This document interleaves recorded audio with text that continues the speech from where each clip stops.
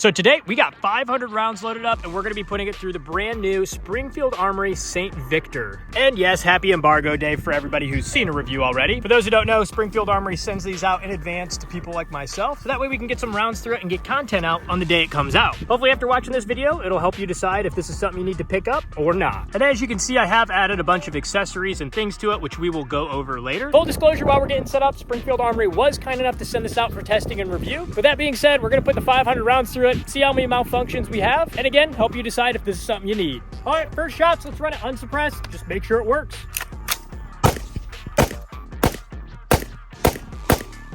Okay.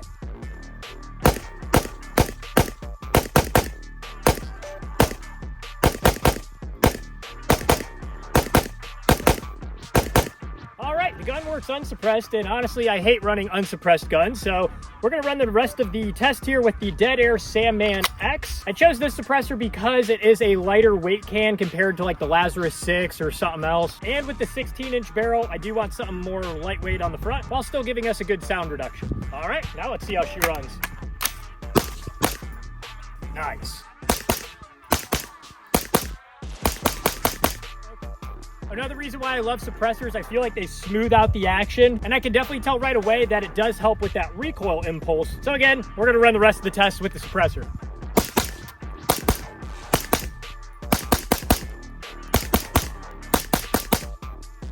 All right, looking good.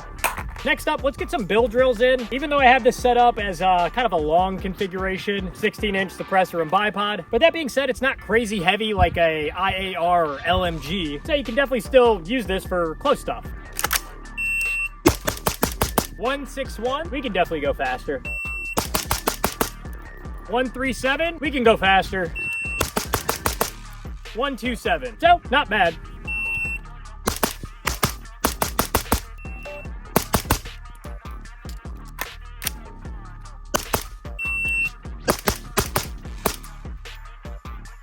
Whoa, malfunction.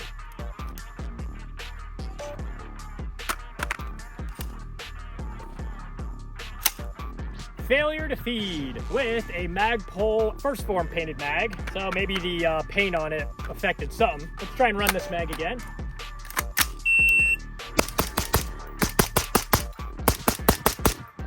Okay, very weird.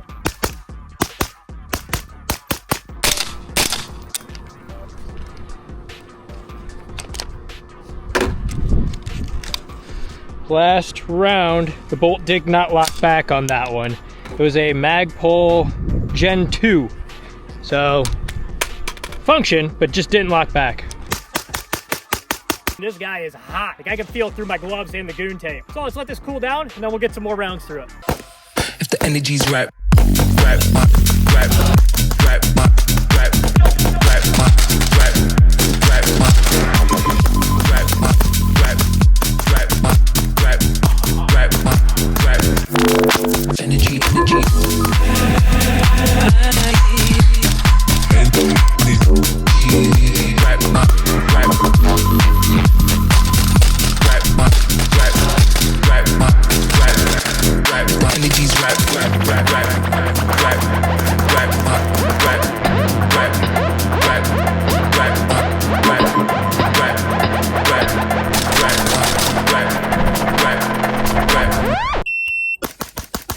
So there you have it. We just put 500 rounds through the new Springfield Armory St. Victor. How many malfunctions did we have? We did have 2 malfunctions. One was a failure to feed halfway through a mag. The mag used was our first form Gen 2 Magpul mag. I haven't had an issue with it in the past, so I don't know what's up with that. The other issue we had was with a also Magpul Gen 2, just a black one, and it was a failure to lock the bolt back on the last round. So at least we didn't have any like major malfunctions or like just straight up jams. But do note, out of the 500, we did have 2. Quick overview of what I have on this here. Up front, we have the Dead Air Sandman X. On the bottom, we have a Fab Defense bipod. Then we have an Enforce ARC or arc light, dye-free code, Tiger Claw grip, some goon tape here and here for a little bit more grip and also for heat reduction. Up top, an EOTech EXPS3.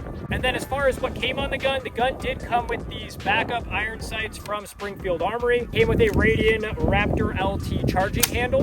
B5 stock, B5 grip, which are two of my favorite, and then a nice flat face trigger and a 45-degree ambidextrous throw lever. In addition to that, I'm running the Arid sling here. Appreciate the guys over there sending this out. Overall, what's my thoughts on this? I know just another default AR isn't the most fun thing since there's about 5,000 others on the market already. But as far as the appeal for this new St. Victor, one, I think the look of it with this, I don't know, RAL 8000 color on it looks pretty sick.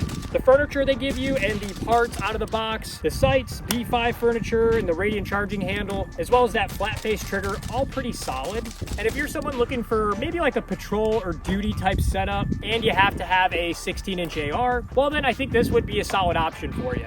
I'm starting to really like this price point that they have. It's around $1,200, and there's a lot of solid options on the market in that price range now that I would be comfortable using if I needed to. Springfield Armory, Radical Defense, Palmetto State Armory Saber, all of these are in that same realm. And guys, they're pretty solid rifles for anyone looking to pick one up. So in conclusion, if you're looking for a solid out-of-the-box, ready-to-go rifle, then this is going to be a solid choice for you. Anyway, make sure to like, comment, subscribe. Hopefully this was helpful, and we'll see you in the next video.